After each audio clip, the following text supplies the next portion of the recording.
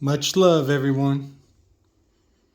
Today's video is admittedly so far over my own head, and please don't hold it against me that, it may bear very little interest to anybody whatsoever. It's so hard to convey this. My ambitions are so high that I can't even quantify them or qualify them to try to summarize what I'm trying to convey in this video. It really is a grandiose, far-arching collection of wisdom. But essentially, we are going to delve into Emmanuel Velikovsky and his worlds in collision and his theory of an axial alignment of planets. And we're going to be standing on the shoulders of the shoulders of the shoulders of the shoulders of giants. I want to bring into the conversation some of his correspondences with Einstein. We will prove that Einstein was not a Darwinist. He was had made concessions against evolutionary theory, and that he was inclined, very much inclined, to support Emmanuel Velikovsky's suppositions in Emmanuel Velikovsky's writings. And the leaps in logic that will be required in this video are just too much for me to ask for people. I know I've made the statement to lend me some credence and just hear me out, but I'm really taking liberties on this one, and I understand that. So I had an epiphany recently, and that is that when you lay the cards of the tarot into their minor and major spheres, quite the mystery comes to light. And I want to correlate the mystery of the two arcanas, the major and the minor arcana. I want to correlate them to the Emmanuel Velikovsky's theory of an axial alignment. I want to overlay the dance of the planets and the numerical value of the retrogrades of the assorted planets. I want to overlay them with the tarot.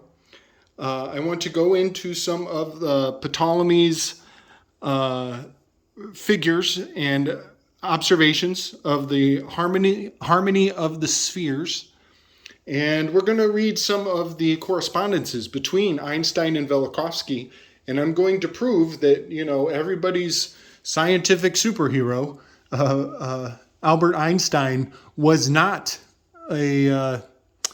he was not an evolutionist. He was not supporting Darwin, and he was making concessions for, cataclysms and global catastrophe that would have kicked the feet right out from under Darwin's theory of evolution.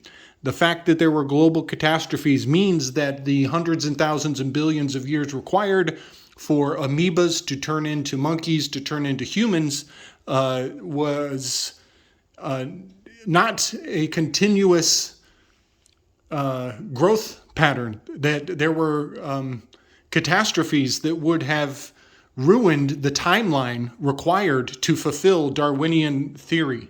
So not only that, if there were catastrophes of such cosmic scale as what we're dealing with, then the truth of the matter is that the fact that we are still here on Earth is enough of a miracle to make anybody believe in the love of a higher power. You know, somebody has been taking care of us. And the fact that we came from a completely alternative construct of time and space, and that we're still here, that is enough proof of the love of God for me. And so as we ascend in our reasoning and embrace the electric universe theory, I want to consummate people's sense that there is a higher power taking care of us, that is quite concerned with the well-being of humanity, and that it is a fundamental of our consciousness, and that we reflect the truth of that journey in our words, our language, and our art. So that's the best I can do to summarize where we're going, and it took me 6 minutes just to get that across. So let's make some moves here. Let's progress in this absolutely profound discovery, I believe. First of all, I will bring to light this chart here is a graph of the dance of the planets, the dance of the spheres. These are the 5 naked eye planets: Mercury, Venus, Mars, Jupiter, and Saturn. And there are many complications and caveats required for the value of this information to come forward. I have spoken many times of the Pentagram of Venus that is expressed in every 7.5, almost 8 years. This pentagram is expressed. I'm going to put a lot of videos in the show notes so you guys can kind of prove my words with your own eyes. So Venus has a 5-pointed pentagram. Mars has 22. There are 22 tears around these little teardrops. There are 22 of them. I've done some videos in the past on how that is 22 arrows. That's a T, T, and an arrow, giving you tarot. But you can pause the video. You can count them. There are 22. I'll try to include a video that will articulate that fact for you visually.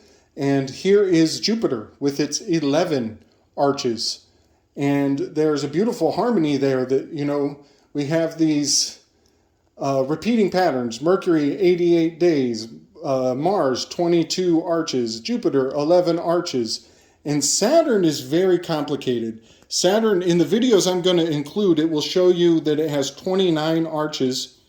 And the 29 arches are not perfect. It does not trace itself to perfection because of just the slightest discrepancy. And that is something we will be addressing as we move into the tarot numbers. But if you pause this and count these arches, you will find that there are 57 arches on this particular cymatic pattern, meaning that in 2 Saturnian years, there are 57 retrogrades expressed. And that is because of the slight imperfection of its harmonic frequency with Earth. And I will bring out Ptolemy's numbers and figures to try to prove that in the limited time that I have. But we are going to focus on Mars and the 22 arrows of these archways, these 22 arrows of the tarot being the minor arcana, the major arcana, and Saturn and its 57 arches expressed in 2 Saturnian years, that being essentially 59 years from Earth perspective. So I just want to get that put forward. There will be some short videos in the show notes to show the articulation of those patterns. Now, moving into the tarot from there, I want to substantiate the electric universe primordial alignment of the planets being stacked one on top of the other. you could almost turn this sideways. So, presently we know that we're on a plane, much like this table, and that the orbits are expressed almost like a cauldron, stirring of a cauldron. And I believe that, part of Emmanuel Velikovsky's vision of a primordial reality is that the certain planets were not always in that heliosphere. They were not always in the net of the plane of the planets. That at one point, Earth was below Mars, which was all stacked underneath of Saturn, and that they were in an axial or columnal alignment. And when you looked into the northern skies from the perspective of Earth, you would see Mars was incredibly close, and it would have looked much like Mount Olympus. You would have seen a huge semicircle of Mars, and above that would have been Saturn. And Saturn in this alignment was incredibly large, far larger than it is today, and far closer than it was than you could ever imagine. And, this is essentially the origin of the myth of Enoch, and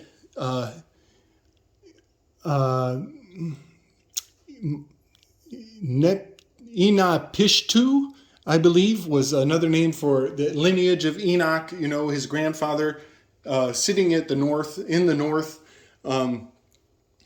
So all of the myths, Emmanuel Velikovsky was a psychologist, and he was able to essentially dream interpret all of the myths of all of the cultures of all the world, and develop a cosmology that proves that Earth was not always in the heliosphere of the plane, and that we were actually stacked one on top of another, and thereby signifying the sacred mountain of biblical texts and others. So I just want to, that's a brief preview of, Velikovsky's Worlds in Collision and his other writings substantiating the idea that the planets were once stacked one on top of the other, and that they entered into the heliosphere, and much catastrophe ensued, and somehow we have survived and come to an age of grace, where now we are inside the wheel of time, literally. So, as I mentioned, Mars has 22 arrows expressed in its retrogrades, 22 retrogrades. And if you take the major arcana and you include the Fool card into the major arcana, you will have 22 arrows expressing the perspective of the northern sky in during the Purple Dawn, in the Golden Age. So this Fool card, it acts as a bridge to fulfill these articulations of the planetary movement of the bodies. So when you plug the Fool card into the major arcana, you will get the 22 arrows of Tyr, the 22 tiers of Mars. And I will include the video in the show notes that shows that expression. So the first ring, the most proximal ring to Earth, was the body of Mars in the northern sky. Now, the minor arcana, which ironically is the larger wheel, it's called the minor arcana, but it is the larger wheel.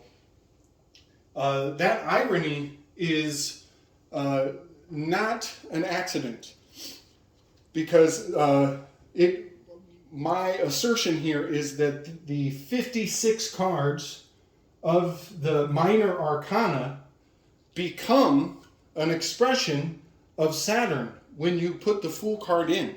And this is why the Fool card is the 0 card. It's the wild card. It can fit, it fulfills the expression of these two bodies. Mars being the 22, and Saturn being the 57. And now I want to show you some proof that Saturn creates 57 retrogrades by pointing out some of the writings of Ptolemy here. But before I do that, I'm going to really take this to the next level. And this is even outside of Emmanuel Velikovsky's vision. This is my own vision. I am putting a cap, a cherry on top of what I believe is the full truth of the Torah, of the Tower, of the Tarot. And that is that Uranus has 78 retrogrades. And that is the number of the entire tarot deck. And my table is, as you can see, is too small to express 78 retrogrades. The cards would just stack right on top of each other. But if I was able to combine the 22 into the 56, you would get that 78 pointed star. And if you watch the videos I'll include in the show notes, you will see in the Uranus video that Uranus has 78 retrogrades expressed in its annual cycle.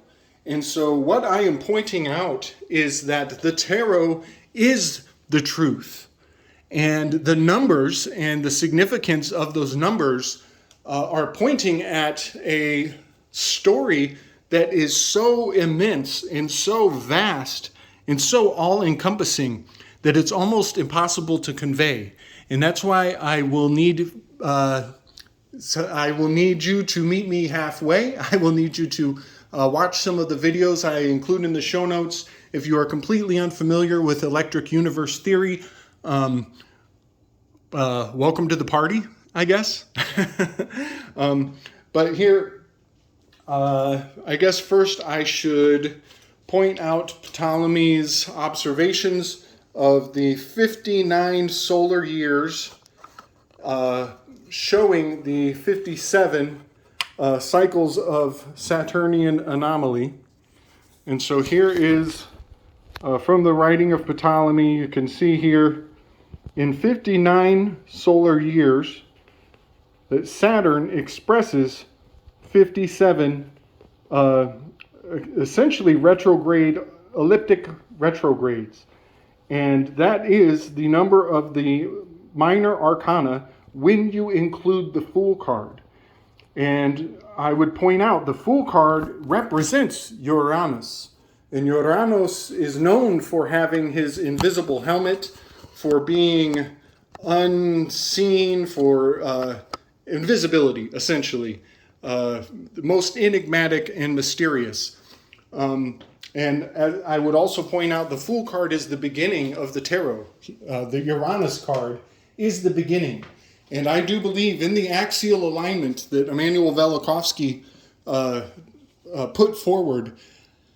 He would put Saturn at the very top. But I personally, I believe Uranus was eclipsed by Saturn, and that Uranus was even above Saturn in the alignment.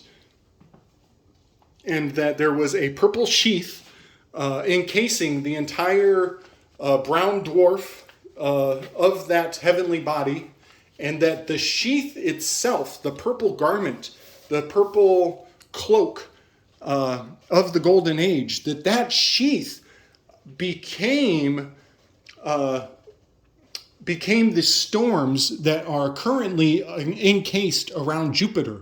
When the cloak was ripped away from the axial alignment, it was because of a dynamic exchange between Saturn and Jupiter. And so the cloak of the brown dwarf that we once were in is now part of the storm of Jupiter.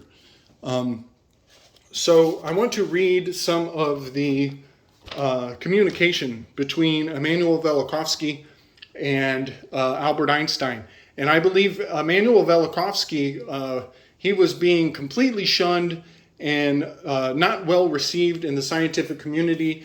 And apparently it seems almost as though they sent Einstein in to derail his research and to stifle what he had to say. But I believe that Einstein was even converted. And if you read the whole progression of their dialogues through the years, you will see that Einstein became quite convinced that Emmanuel Velikovsky was right. And he did so at the price of Einstein's adhering to Darwinian evolutionary theory. And I will point that out here in the dialogue. But something I find very fascinating is how here we have Einstein pointing out page 223 of Velikovsky's Worlds in Collision book. And that is amazing to me because in Europe, the skull and bones number 322, it's reversed because the European dates are in opposition. They're the exact opposite of American dating system. So what we call 322 in Europe would be called 223.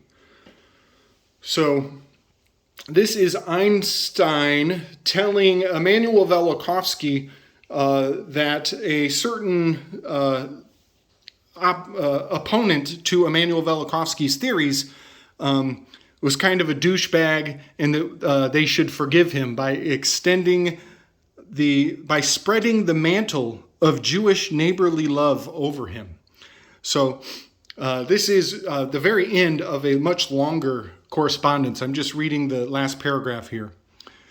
The proof of sudden changes from page 223 to the end is quite convincing and meritorious.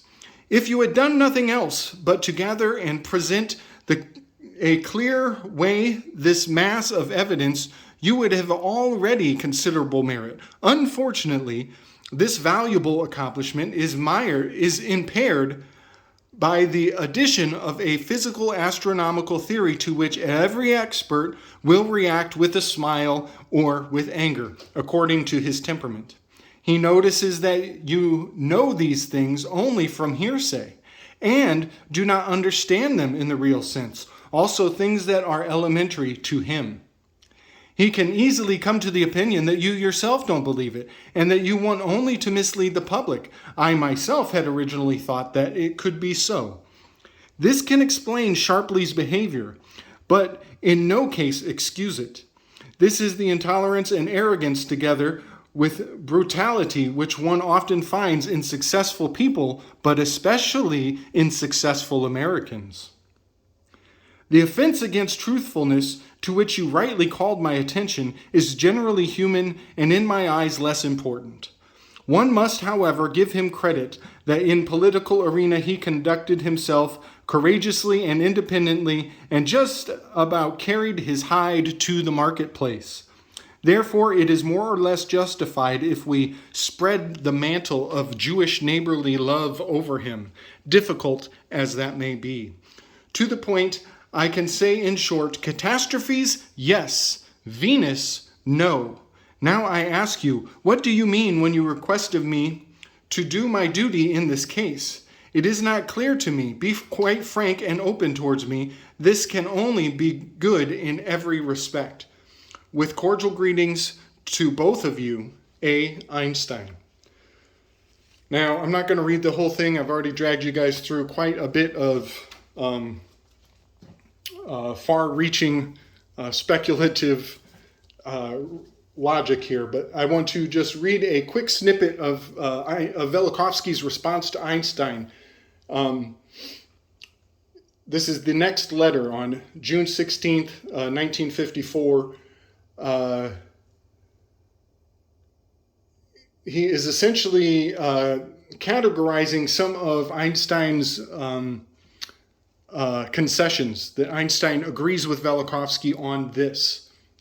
He says, you agree that, number one, there were global catastrophes. Number two, that at least one of them occurred in the not too remote past.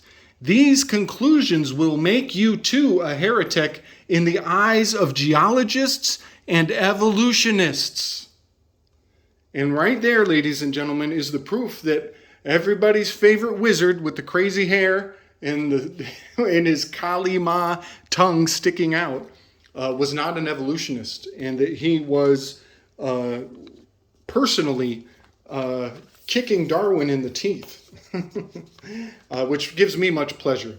So just a quick side note, I want to point out on one more paragraph, and then I'll let everybody go. It appears to me, this is from Velikovsky to Einstein, and this is just pointing out a synopsis of some of his research from his book. So basically the cliff notes of the good stuff. It appears to me that today you keep no longer the second objection in that definite form. You presently assume that the terrestrial crust, rather catastrophically, moved over the interior of the earth. The experiences that the humankind must have had in such a plunge would satisfactorily explain the phenomenon of the retreating sun, the cause of a great wrath in the days of Joshua and of Velikovsky as well. That's actually a hilarious joke. He's saying that in the days of Joshua, the whole earth was pissed and in the wrath of God, as Velikovsky is now under the wrath of God for saying so. The change of cardinal points, of latitudes, of seasons and climate, and the inability of the ancient water and sun clocks to show correctly the time of today. It would, however, not explain the change in the number of days in the year, of which all ancient calendars, Maya, Inca, Hindu, Chinese, Persia, Egypt, Babylon, Assyria, Palestine, Greece, Rome, concur with Worlds in Collision from page 312 to 359. These pages would certainly impress you. So that is about as far as I want to drag everybody through this crazy line of reasoning. Overall, I want to point out how the axial alignment of the electric universe theory and Emmanuel Velikovsky's his grand philosophy is articulated in the tarot. That being that the major arcana is 22 arrows, TT, arrow, tarot, and that the 56 plus the Fool card gives you the Saturnian retrogrades of double Saturnian years, 2 Saturnian years, that's 59 years Earth time. And that when you add them all together, you get the 78 retrogrades of Uranus, the Fool card. Much love, my people. Enjoy the videos that I'll try to include below. Strength.